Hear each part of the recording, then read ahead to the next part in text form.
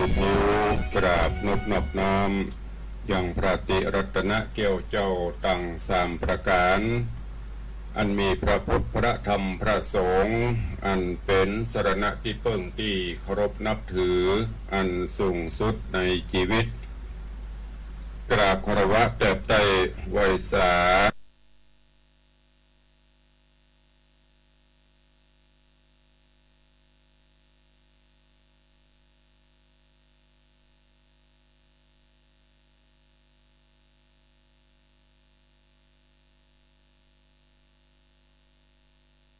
ปุญญาปารมีธรรมพอออกไม่ออกศรัทธานบุญติ่นจองห้องวัดจุหนุ่มเท่าใจยิงก็ขอน้อมต้อนรับทุกท่านเข้าสู่รายการมรดกธรรมกับเมืองทางสถานีวิทยุกระจายเสียงพระพุทธศาสนาแห่งชาติและสังคมคลื่นเพื่อการศึกษาพระพุทธศาสนาและวัฒนธรรมส่งสัญญาณกระจายเสียงจากสถานีวิทยุวัดฝ่ายหินตำบลสุเทพอำเภอเมืองจังหวัดเชียงใหม่ในระบบคลื่นความถี่ FM 104.50 เมกะเฮิรตซ์ส่งสัญญาณกระจายเสียงไปยังสถานีวิทยุวัดหนองกายตำบลสันปะยางอำเภอแม่แตงจังหวัดเชียงใหม่สถานีวิทยุ CM77 วิทยุอินเทอร์เน็ตล้านนาสถานีวิทยุพระพุทธศาสนาจังหวัดเชียงรายสถานีวิทยุพระพุทธศาสนาและจริยธรรมในความอุปถัมภ์มูลนิธิพระบรมธาตุเจ้าดอยสุเทพในระบบคลื่นความถี่ 96.0 เมกะเฮิรตซ์ตลอดจนวิทยุชุมชนเสียงตามสายห่อกระจายข่าวตามวัดตามวาตามหมู่บ้านต่างๆพร้อมกันนี้ก็ขอยกมือ10 นิ้วกราบถวายการต้อนรับและเจริญพรต้อนรับครูบาอาจารย์ท่านเจ้าพระเจ้าพระสงฆ์องค์เนรและเจริญพรญาติโยมสาธุชนที่ได้เข้ามาติดตามรับชมรับฟังทั้งภาพและเสียงต่างหน้าจอ Facebook ไลฟ์สดของสถานีมรดกธรรมวัดวังสิงห์คำ Facebook ไลฟ์ของทีวีวัดฝ่ายหิน Facebook ไลฟ์ของ104ธรรมะคลายเครียด ตลอดจนหน้าจอ Facebook ไลฟ์ของญาติธรรม FC แฟนรายการทุกท่านที่ได้เข้ามาแล้วก็เมตตาได้กดแชร์ไปยังกลุ่มเพื่อนๆเพื่อที่จะได้รับฟังเสียงน้ำเสียงธรรมกันอย่างทั่วถึงรายการนี้ดำเนินโดยกล่าวกับผมอัตมภาพพระครูวิสิทธิ์ศรีลาภรณ์เจ้าคณะตำบลป่าแดดเจ้าอาวาสวัดวังสิงห์คำตำบลป่าแดดอำเภอเมืองเชียงใหม่จังหวัดเชียงใหม่เป็นผู้ดำเนินรายการก็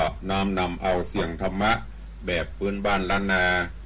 มาพบมาปะกับครูบาอาจารย์ท่านเจ้าและพอออกไม่ออกศรัทธาเป็นประจำตั้งแต่เวลานี้เป็นต้นไปปะกันเป็นประจำวันนี้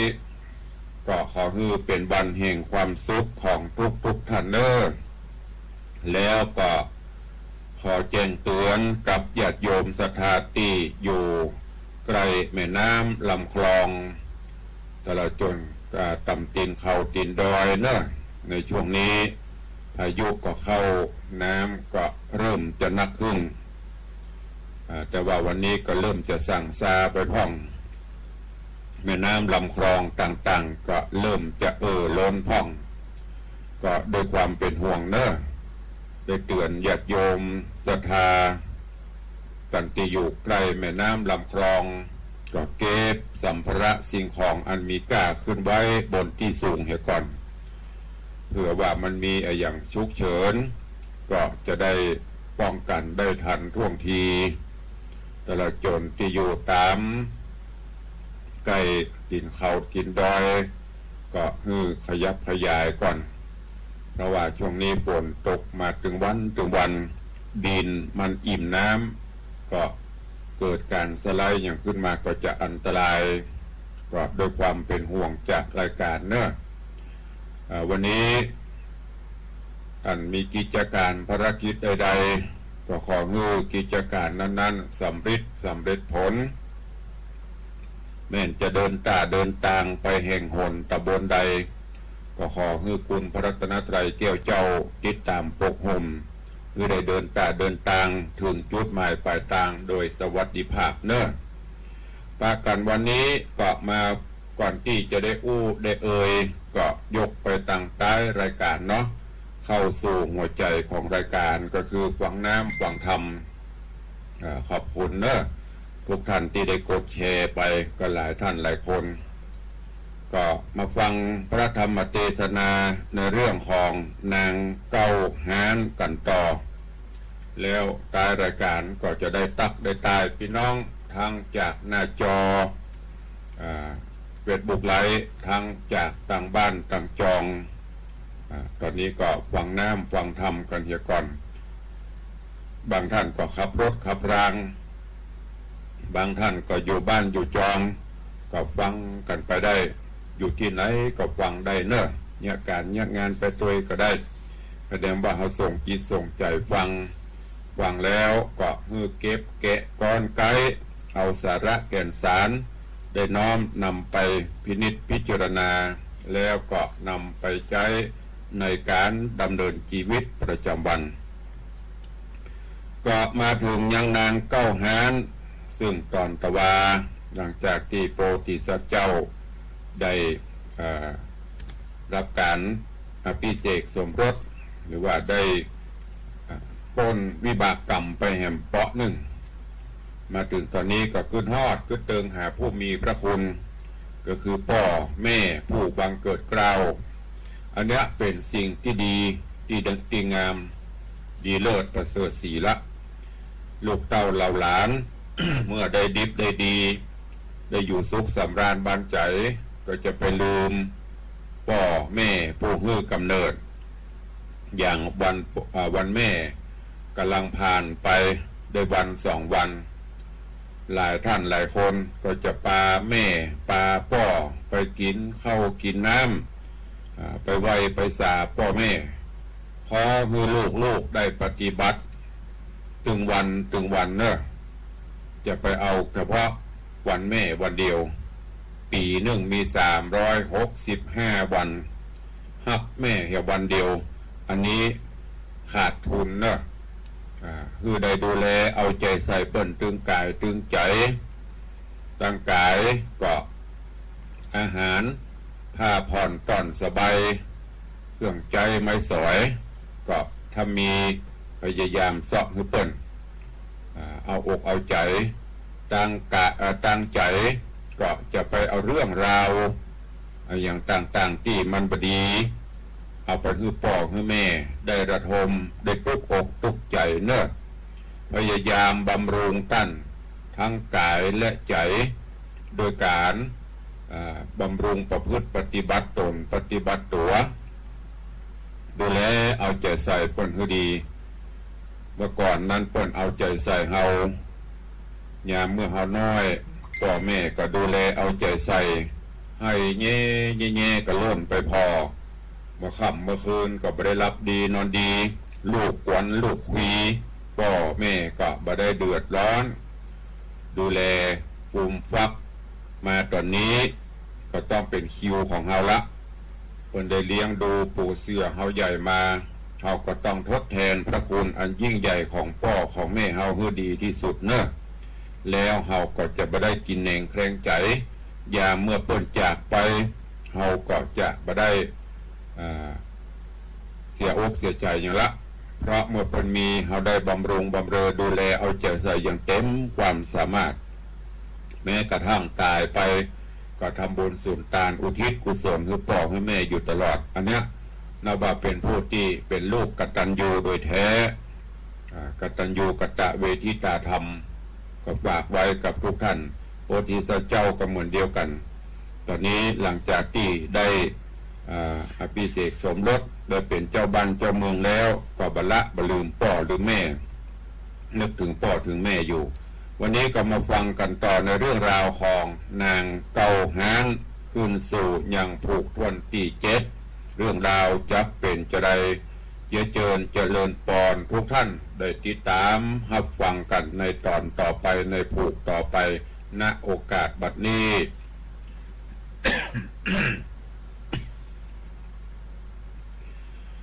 นะโมตัสสะภะคะวะโตอะระหะโตสัมมาสัมพุทธัสสะ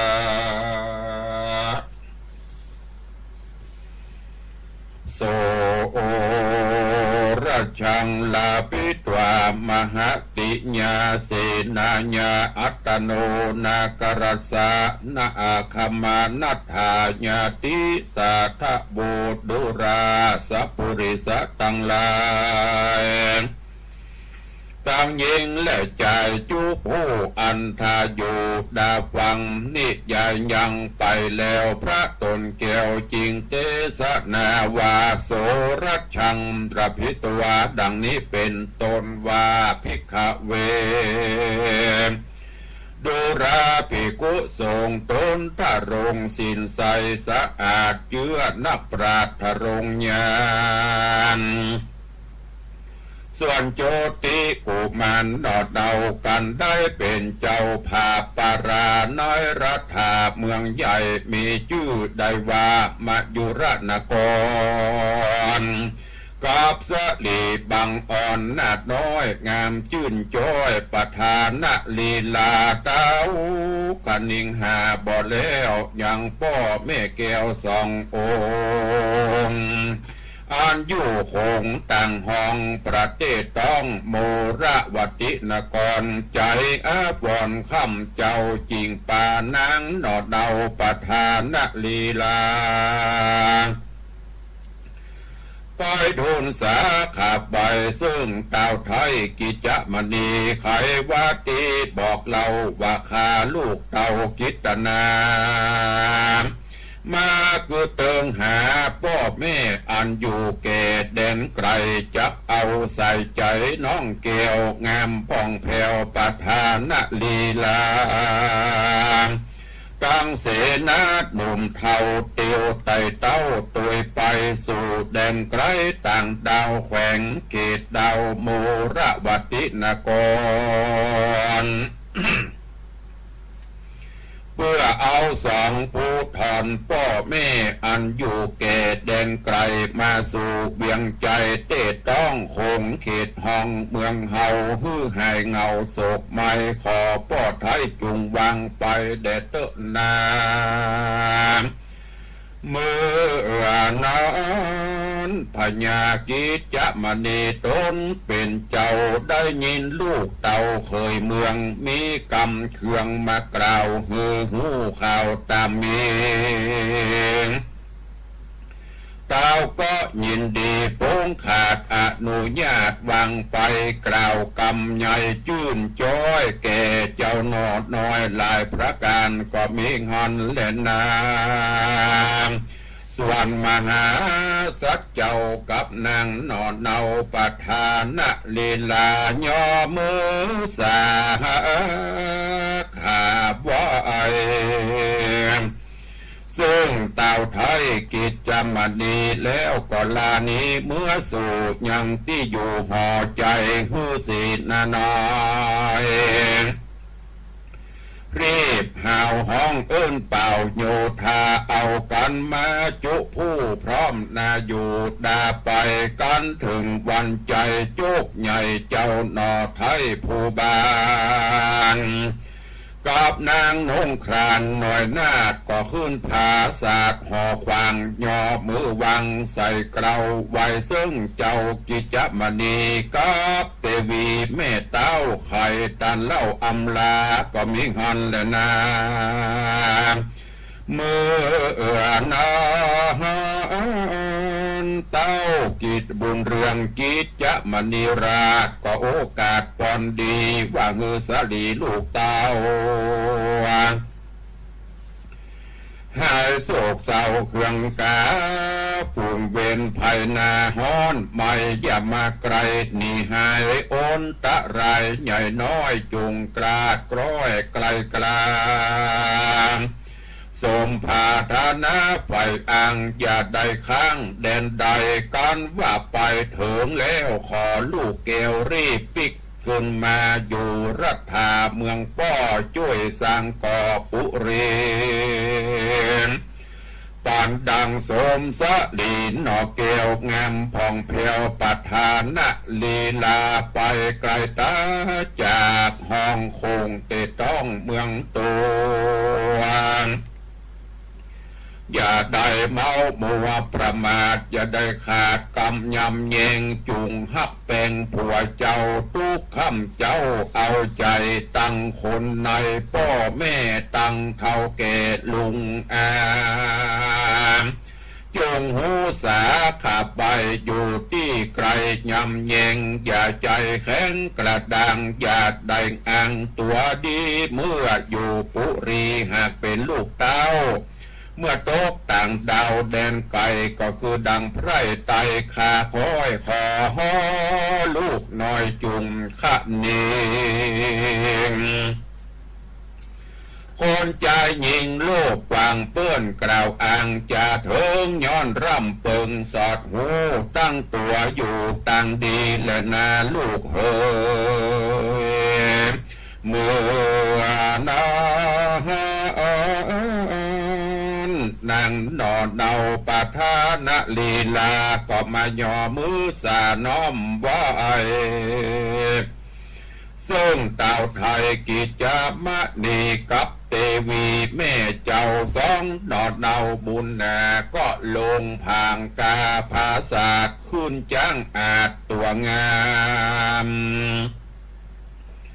เศษนาลำวันมากออกไปจากเบียงใจเศษนาในหนุ่มเท่าตัวส่งเจ้าเหลือลายคนยิ่งใจใหญ่น้อยยืนเป็นถอยกอยตางพ้องอืดครางร้องไห้กัวเจ้าหนอไทยไปเมินนานพ้องเจยบานโหห้องเฮือส่องพี่น้องไปดีโยถ้ามีบอดน้อยเตียวเป็นถอยหลวงลาย จ้างปังปลายห้องแสนมาหิแห่นดันเดืองปางเมื่อเจ้าบุญเรืองโยดเย้าจับไปสู่ดาวโมระบตินกรก็มีหันและนาตาตาในกาละนอนใสยังมีเต้าใหญ่ปาลามีเตจ้าองค์อาจในวิเทหราชแขวงโคงมีใจจงใครใดสร้อยดอกไม้โสภาคือประธานะลีลาหน่อยอ่อนแต่เมื่อก่อนเดิมมาเก็บปัญหาบ่ออกลวดได้ปอกคุณหลังใจมันยังบอดแล้วจับเอานางเกี่ยวสายตาขนิ่งหาจะใจกุดใจไข้ตั้งวันกันว่ามันหูข่าวอันเพื่อนกล่าวกันมาว่าพญาธรรมมิกราคือเจ้าหน่อยหน้าโจติกุมารกับนางนงครานนอดเนางามบ่อเศร้าประธานลีลา โยกโยธามวลโยกเสนามวลมาออกไปจากเวียงใจเพื่อจะไปสู่ห้องโถงเขตต้องโมระวัติห่มตังมีเนมานจากด้านผ่านเมืองโตโหนไปตั้งหนบันออกที่ข้างขอกดงนาเต้าปาราหัดเฮาใจจื่นเย้าเจยบานจริงฮือเศษนาหานผู้ใหญ่อันเต้าใส่ไว้ต่างตาเรียกริปนมามวลโบฮือมาสู่ลานหลวงก็มีหันและนาตะมัดทังปะกาเสนโตสัทธาอาหาสัทธาสัพปัญญูยอดซอยหันบัดถอยบาลีบทหลังมีบ่แจงพระจริงแจงเตสนาวาภิกขาเวมดูกราภิกขุตั้งหลายอันเป็นสายอริยญาณอันว่าพญาวิเตหราชอธรรม ใจอาธรรมได้ยินกรรมเปื้อนกล่าวว่านอเตาธรรมมิกราชาปา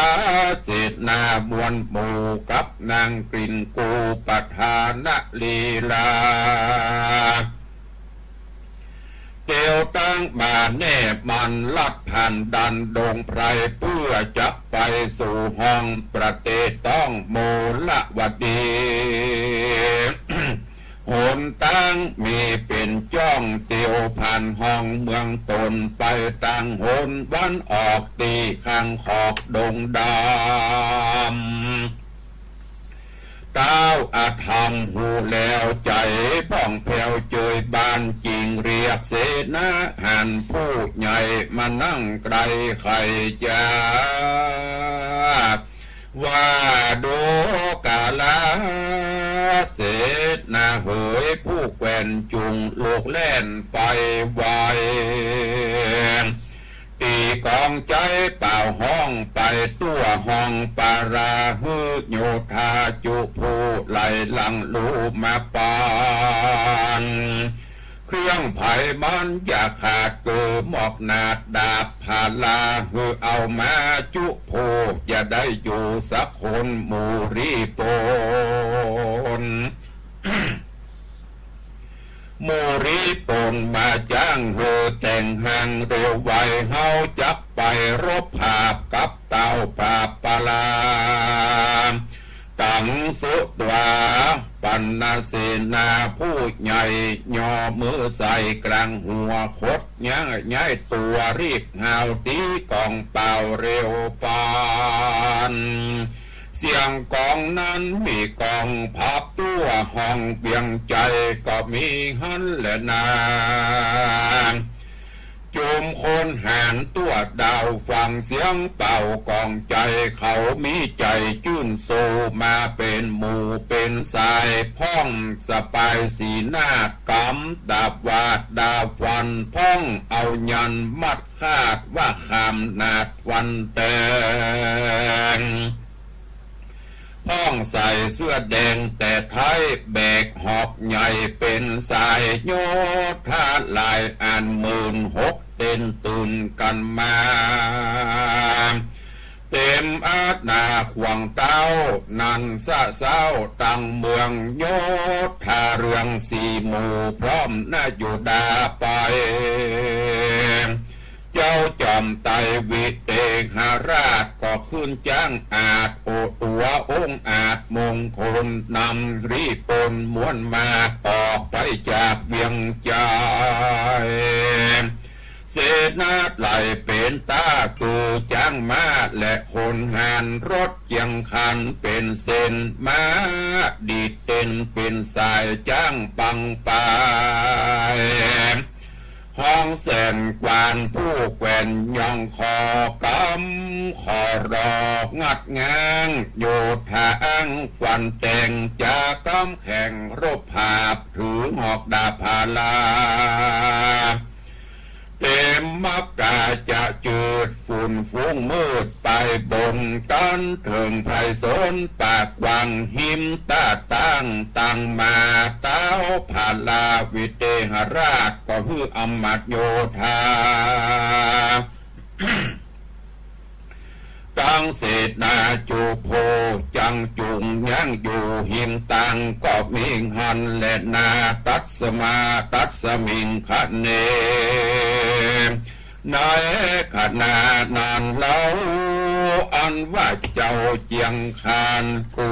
โจติกุมารตนองค์อาจกับนางหน่อยนาฏประธานลีลาจังเสนาอัมบาดภัยบอกวาดสัญญาว่ากลางดงนาป่าไม้ภัยเนี่ยใหญ่จักมีเต้ายินดีโห่ห้องเสียงสนั่นกองดงพรายเตียวตั้งไปจะใจถึงที่เต้าใหญ่วิเตหราชาเอาเสนาจ้างมาเกิดอยู่ท่ากลางดงก็มีงานแลนาเมื่อนาพญาวิเตหราชก็ฮืออำมาตย์ตั้งตาไปใครจะบอกกล่าวเกณฑ์นอเต้าธรรมิกราชาว่าบัดนี้พญาวิเตหราชตนองค์อาจโดยฤทธิอาจยามีมารอดเหือเต้ายอดบุญควางป้าเอานางดอดเนาไปถวายต้านเจ้าเร็วปันแม่นบ่ปันนางนาหัวต้านจะขาดกลางโดงเสนาวงเวทไว้ต้านจับหนีบ่ได้ต่างได้เสนาเตรียมใจผู้หาวฮับอาจญาเต้าเร็วไวขี่มาไปบ่จะยืนอยู่ท่ากองตาก่อนเต้าทำมิกราชามาไกลก็เข้าไปไว้ทูลสาไข่ขี่ญาเล่าเก้าอันเต้านะอันเต้าเป็นเจ้าวิเตหราชา หากสั่งมาบอกเก่าหูข่าวตามมีก็มีหันเล็ดนาตั้งสุตวาธรรมิกราชาอันว่าพญาธรรมิกราชฟังโอกาสทุนสาเห็นเสนาผู้ใหญ่ของเต่าไทยวิเตหราชาจริงใครจะตอบถอยว่านางนาดหน่อยสายสะดีวันนาดีพิราชลักษณะอาจลือจาเต้า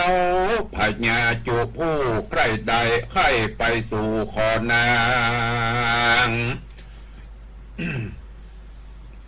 เต้า บุญขวางตนป้อหือกึดต่อปัญหาภัยพญามันแก่ถูกเม่นตามรายย่อมส่งหมายฝ่ายอ่างได้แนบขังนางงามฝูงเต้ารามเกตเต้าบอกว่าดาวเด่นได้ปากันไปหลายแหล่บ่อาจแก้ปัญหาย้อนพญาบ่ออกลวดได้ปิกปอกขึ้นได้เฮาพันภายไปรอดเกตหูขอดปัญหาเจ้าปาลาตนปอมีใจมอดยินดีจริงปันสลีนอไทยฮือเฮาได้ยังแน่นเฮาบ่วังปันขาดแก่เต้าราชเมืองได้เฮาบ่ไปขาบไว้ซึ่งเต้าไทยปาลาเฮาลัดดงนาป่าไม้มาจะใจหลายวันเพื่อจะผันไปสู่ยังที่อยู่โมระบตินกรและนาส่วนวาเสนาผู้เท่าฟังกำเจ้าไข่จามก็รีบมาโอกาสแก่เต้าวิเตหราชตามมีก็มีหันและนาโส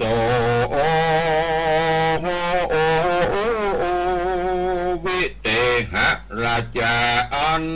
ว่าพญาวิเตหราชฟังโอกาสไข่จาแห่งเสนาผู้เท่าไข่เล่าเก้าตามกรรมเบใจดำโคตรไม่ดังเอาใต้ไฟลนเรียกรีปนทวนนาอย่าได้จ้าเร็วปานจงเอากันเข้าไกลบังเวทไว้จุปลายเศษนาลายหูห้องดังมีกองดงรีฝูงฮัตถีห้องแสนมาหิเห็นนันเรืองโยธาเรืองเป็นตากำดับคาดาฟานพ้องตือพันบอกนาดบอดได้ขาดคนใดเจ้าจอมไตวิเตหราชขึ้นจ้างอาจโมโหองค์กรน้ำรีปนบ่จะไปก่อนหน้าเร็วไวกันว่าไปจุจอดตีเจ้ายอดบุญมีจริงไขบาตีกล่าวท้ออ่อนว่าดูราเจ้าเด็กน้อยโจติกุมารมึงบ่ยำหันกูเต้ามาผ่านดาวแดนกูเป็นศัตรูตัวกากูจักฆ่ามึงตายมึงจะไม่จับว่าไปตั้งนาแดนใดกลางดงไผ่ป่าไม้เสนาใหญ่ลวงลายกูวังใหญ่จุห้องบ่มีจ้องตังเตียวแม่นเมืองเหลวปิกปอกเตรียมถูกหอกคมบางการเมืองปั่นนางการเมืองปั่นนางนาดหน่อยกูจะปล่อยเมืองไปและเดมือนั้นเจ้าเจียงจันนอพุทธาฟังปัญญาวิเตหราชาองค์อาจจะแข่งเจ้าจอมเป็นนอดน้อยจริงตอบถอยกำไปว่าดูราเจ้าห่อใจวิเตหราชเฮาบ่ประมาทโกงคำกลางดงดำป่าไม้ต่างมีไว้เดิมมาบ่ใจอาณาเขตเต้าบ่ใจดาวแดนไผเป็นสันใดตั้นเต้ามาโคดหาวตัวหาวพิษปิ่นเต่าเก้าเงาจาลีเก่าโบราณส่วนนางน้องครานหน่อยนาดเฮาบ่ปานขาดคนใด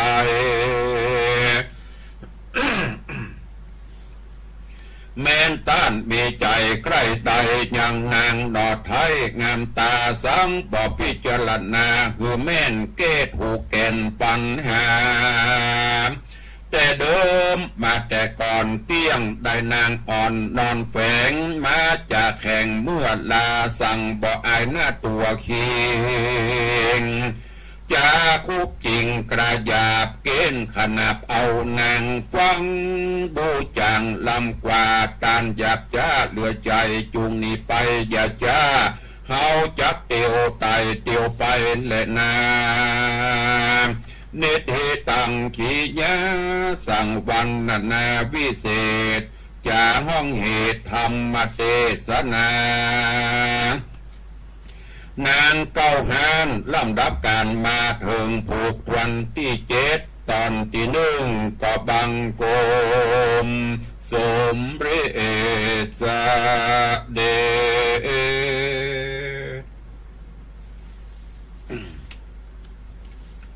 นางเก้าหานก็จบไปแห่มตอน1ซึ่งลำดับลำดาขึ้นมาถึงยังผูกวันที่7ในตอนนี้โพธิสัตว์เจ้าโชติกุมารก็ได้ล่ำลาพ่อพญาแม่พญาเพื่อที่จะปิกบ้านปิกจองไปเอาพ่อเอาแม่มาอยู่ตัวอีเด้อพ่อพญาก็อนุญาตโป่งปั่นขึ้นไปพญากิจามณีกับเทวีโป่งปั่นแล้วก็อบรมตั้งปฐนะลีลาลูกไปแถมหลังจากที่ได้รับอนุญาตแล้วโจติโพธิสัตว์เจ้าโจติกุมารก็นำปาปฐานะลีลาพร้อมตึงเหล่าเสนาอมาตย์เพื่อที่จะไปยังบ้านยังจองและในระหว่างนั้นมีพญาเจ้าเมืองวิเทหะซึ่งเมื่อก่อนก็เคยไปขอเอาปฐานะลีลาแต่ว่าตอบปัญหาปนไม่ได้เพราะไปเจ้กู้บุญบารมีกันนี่เถอะสุดท้ายก็ปิกแต่เก็บเอาความเครียดแค้นมาตัวมาตอนนี้พญาวิเทหะรู้ว่าโพธิสัตว์เจ้าโจติกุมารกับปฐานะลีลาจะไปบ้านไปจองแล้วก็จะต้องผ่านบ้านผ่านเมืองตัวเก่าก็เลยสั่งเสนาอมาตย์ไปเกิดไปเกิ้งอยู่กลางต่างเพื่อจะแย่งชิงนางปฐานะลีลาในตอนนี้ก็กำลังขวางกำลังอู้จากันเรื่องราวจะเป็นจะได้ก่อยติดตามฟังกันในตอนต่อไปเนอะผูกที่7ละลองสุดท้ายธรรมเทศนาเรื่องนี้มีตึงมดตึงมวลกระยุก8ผูกวันนี้ผูกวันที่7ก็เทศนาคือฟังกันติดตามฟังกันไปเนอะวันนี้เวลาก็เกือบจะหมดละก็จะได้หางเวลาไว้สักเล็กน้อยเพื่อจะได้กู้ได้จ๋ากับปอออกไม่ออกศรัทธานาบุญต่างหลาย วันนี้ก็มีกิจการงานหลายที่เนอะตั้งลงหางดงตาจ้างหางดงก็จะมีงานทำบุญครบรอบอายุวัฒนมงคลแล้วก็งานสืบพระราชตาของท่านพระครูพิสิทธิ์ปทุมวัดท่านเจ้าคณะตำบลหนองตองเจ้าอาวาสวัดปทุมสรารามก็เชิญชวนญาติโยมลูกศิษย์ลูกหาเนอะไปร่วมมุทิตาสักการะตั้งในห้องต้องเวียงก็ที่วัดปันแหวนพอท่านอาจารย์พระครูสิริปริยติยานุศาสตร์ หรือท่านอาจารย์วัดปันแหวนก็จะได้ทำบุญอายุวัฒนมงคลเหมือนกันก็เชิญชวนทุกท่านได้ไปร่วมมุทิตาสักการะในละแวกวงโคงตังดอยสะเก็ดก็ที่วัดประฝาง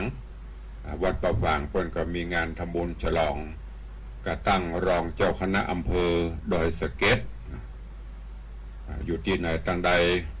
ก็เจริญปอนเจิญไปร่วมมุทิตาสักการะกับเพิ่นเนอะบวกเข้ามาหาตังวัดวังสิงคำก็ใกล้เข้ามาถึงวันละเหลือเวลาแถมประมาณอาทิตย์หนึ่งก็จะถึงวันงานก็คืองานทำบุญครบรอบอายุวัฒนมงคลพี่อายุธนาบอกว่าวันนี้ไปเอี่ยววัดปันแหวนนะครับจะได้ไปมาตอนเนอะพี่อาเนอะเพราะว่าเมื่อไงวันนี้ก็จะได้ไปที่วัดหนองบัวหนองตองท่านเจ้าพระครูพิสิทธิ์ปทุมวัดเป็นนิมนต์ก่อน อาจารย์พระครูวัดปันแหวนก็นิมนต์กับวันเดียวกันแยกตัวก็ไม่ได้คือไผ่ไปแตนก็ไม่ได้ก็จะไปที่ปุณมาตอนเสร็จจากนั้นก็จะไปมุทิตาสักการะหลวงพ่อรองเจ้าคณะอำเภอโดยสะเก็ดรูปใหม่ที่วัดประฝางพี่อายุธนาโบปะกันให้ไปซอพุ่นกัน ก็ที่วัดวังสิงคำเนอะวันที่21 สิงหาที่จะถึงนี้น้อมเอิญจวนปออกไม่ออกศรัทธา FC แฟนรายการเนอวันรวมญาติธรรมรายการตุลุงบติดขัดภารกิจการใดก็เจริญปอนมาร่วมกันเนอะในงานทำบุญครบรอบอายุวัฒนมงคลปีนี้เสี่ยงไปแล้ว59จะครบเต็ม59วันที่21 สิงหาเนอะก็มาร่วมกินร่วมทานร่วมมุทิตาสักการะด้วยกันในการนี้ก็เชิญทุกท่านได้เป็นเจ้าภาพสังฆทานถวายพระเจ้าพระสงฆ์หรือจะร่วมเป็นเจ้าภาพถวายทานต้นเงินต้นทองต้นเพชรเพื่อสมทบกองทุนนิธิวิสิทธิ์ศรีลาภรณ์ก็เจริญปอนเจิญหรือจะให้จะห้อมตามจิตเจตนาศรัทธา หรือบะหมี่ก็โมทนาสาธุยกมือ10 นิ้วก็ดีใจแล้วเนอะว่ากับทุกท่านตัวเองได้มาร่วมกินร่วมทานด้วยกันที่วัดวังสิงคำก็ขออนุโมทนาบุญขอบคุณกับญาติธรรมเนอะคุณโยมพิทักษ์โยมแม่พิทักษ์อุดมสุข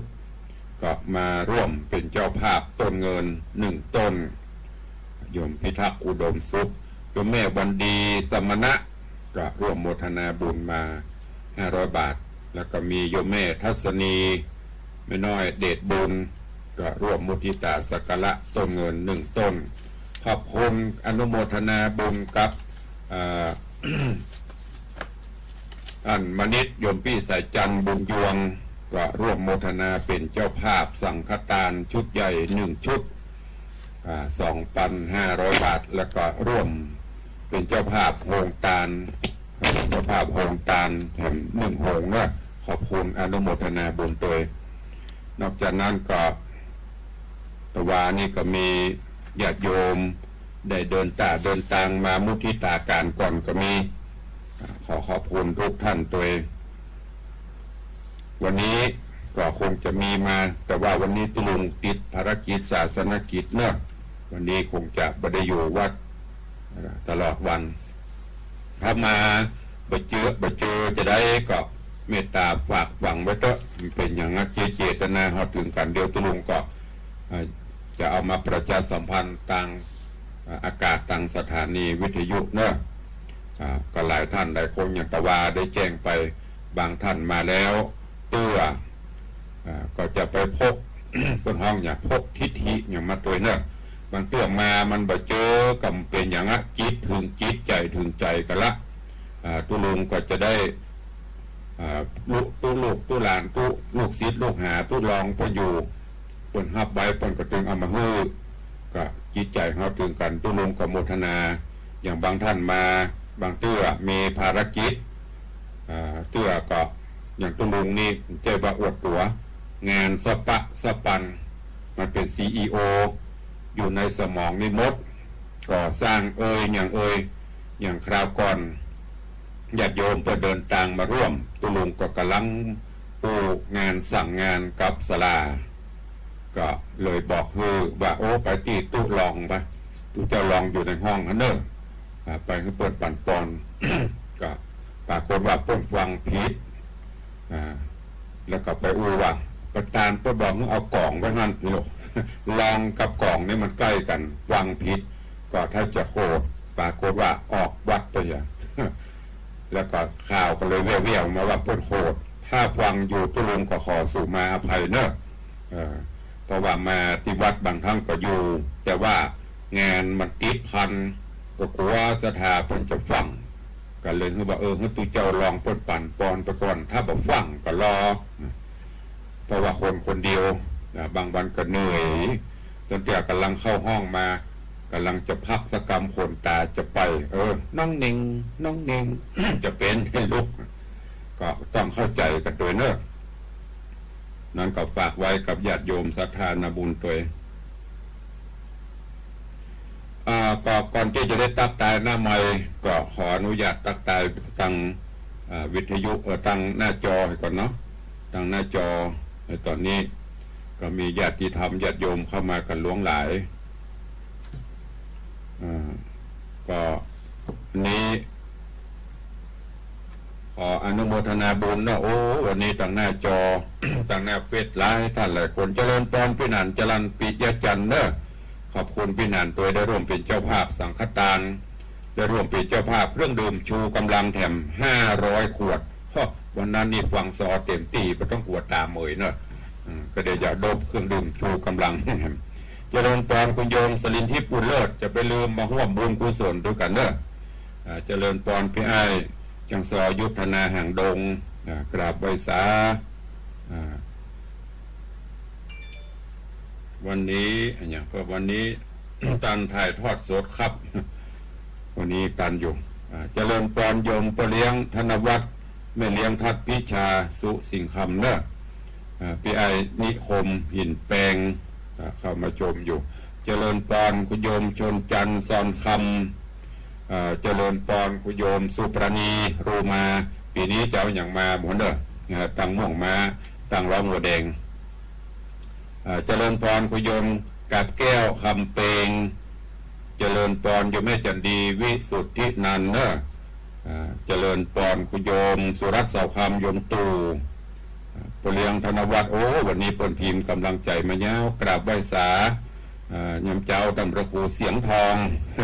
ตุลุงในวังวันนี้ก็ขอบคุณกับปเลียงตัวเนอะปเลียงก็จะมือห้องขวัญเพราะว่าขวัญตุลุงมา2 ปีแล้วบ่ได้ห้องขวัญจะเป็นเจ้าภาพแต่ว่าดูเวลาเขามันจะบ่มีญาติโยมก็เข้าโลเขากำมาห้องขวัญเป็นชั่วโมงก็ลองดูกันเนอะปเลียงเนอะดูเวลาก่อนถ้ามีก็อาจจะเอาวันก่อน วันเสาร์ก็ลองดูกันเจริญพรคุณโยมสุนทรบงปันโยมจันชายแปลงหลวงเจริญพรโยมพิมพ์เจริญพรโอ้แต่ว่าหันเปิ้นไล่สดน้ำท่วมตังไม่สาย บ้านเป็นได้พ่องถ้าบัดท่วมเนาะ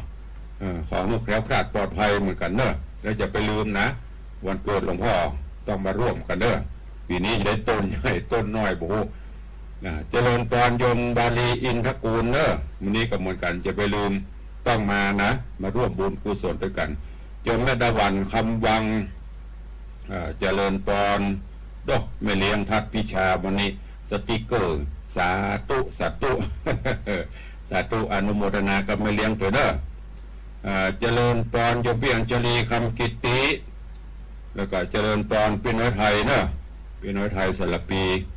วันนั้นเป็นแฮปปี้เบิร์ดเดย์ย้อนหลังเนอะอยู่ดีมีสุขถ้าบัตรทีการได้ก็ข้ามมาห่วมบุญตัวกันเนอะพี่น้อยเนอะเจริญพรโยมทองคำที่บงคำโยมเป็นอายุธนาบ่ได้งานมุทิตาหลวงพ่อลูกหลานขอไหว้สาเนอะถ้าบัตรทีอย่างกับมาซอหอมก็เด้อมาซอหอมตัวกันเจริญพรโยมแม่นวลศิริหินเขียวแล้วก็เจริญพรโยมวีรพงศ์กันนั่นก็ถ้าอ่านผิดสุมาเนอะโยมวีรพงศ์กำลังติดตามรับชมรับฟังสาธุครับโยมวีรพงศ์นี่ก็เป็นคุ้นเคยรู้จักกันอยู่ตังละปูนอนุโมทนาบุญเนอะถ้าบัตรทีการใดก็มาเนอะโยมวีรพงศ์บ้านทนายสุธีนะบ้านลูกศิษย์ลูกหาของตุลุงนั่นแหละทนายถ้าบัตรทีการใดก็เชิญมาร่วมงานที่วัดวังสีคำเนอะต่างมาเอวตัวเจริญพรคุณโยมอัมพลระตาแล้วก็โยมแม่นวลศิริหินเขียวเจริญพรทุกท่านเนอะวันนี้FCตั้งหน้าจอหน้าไมค์หน้าหน้าเฟซหลายท่านหลายคนตัวขอบคุณทุกท่านตัวเนอะเหลือเวลาแถมประมาณ 3 นาทีจะได้ตักตายตั้งหน้าจอตั้งหน้าไมค์ใครจะอู้จะตัวก็เข้ามาเนอะ0817836540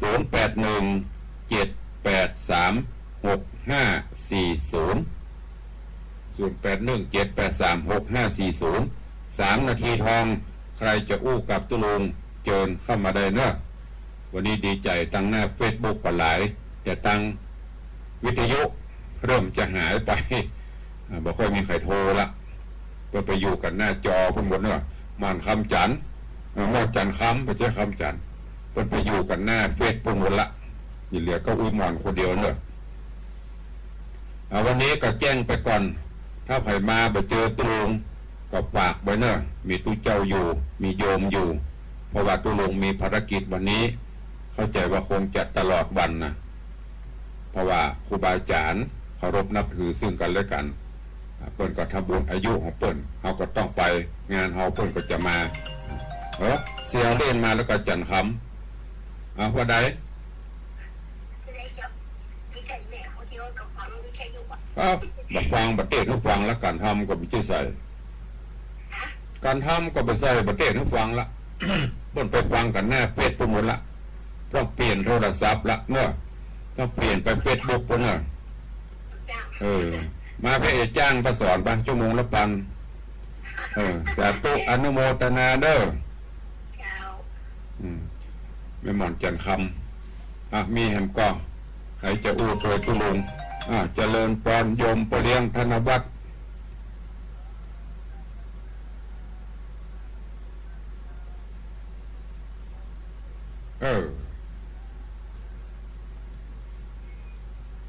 การประกวดโดยนักศิลป์นักบุญที่ร่ำบุญตัวฐานโอ้กำลังใจท่านประกวดเนอะเดี๋ยวดีมีสุขแก่เจ้าทำการคุ้มครองท่านประกวดเนอะรายการแต่งงานมาแล้วถ้ามันหมักไตเลยจะไปเอาห้ามเอาอุ้ยมอนจันคำให้สมเนาะโอ้ยเอาโอเคเด้อโอ้ด้านตลอดเด้อเอฟซีแต่ไปจ่าเด้อมันยิงยาวได้ไว้จ่าครับเจริญปอนกับโยมปเลี้ยงสาธุเจริญปอนสายต่อไปนมัสการเจ้าวันนี้จะลุงมีงานเข้าหกมาได้แล้วเนาะบ่ฮู้ตัวมีงานบางมันไปตั้งงานเถอะก่อนถ้ามาตันก็จัดมาบัตันก็เทปรายการเนาะเป็นงานเจ้าสาธุอนุโมทนาเด้อจะเลิญพรขอบคุณโยมแม่ศรีนวลตันจวนก็วันนี้ศาสนกิจวันค่ำอันอย่างบ่ฮู้แต่เนอะมันจะก็มันจะบ่ฮู้เวลาหมดเวลามาอู้ไปเหลียวพอเวลา7 โมงแล้วขอนำรายการจากทุกท่านไปก่อนเนาะปะกันใหม่วันต่อไปขอกราบขอบพระคุณครูบาอาจารย์ท่านเจ้าและอนุโมทนากับญาติธรรมทุกท่านเนอะที่ได้เข้ามาติดตามรับฟังรับชมเป็นกำลังใจทั้งจากทาง Facebook ไลฟ์สดและจากทางสถานีวิทยุวันนี้เวลาหมดเวลาขอนำรายการจากไปก่อนเนาะอยู่ดีมีสุขเหมือนกันจุผู้จุคนจุตนจุองเนอจัตตาโรธรรมาวัตันติอายุวันโนสุขังพลัง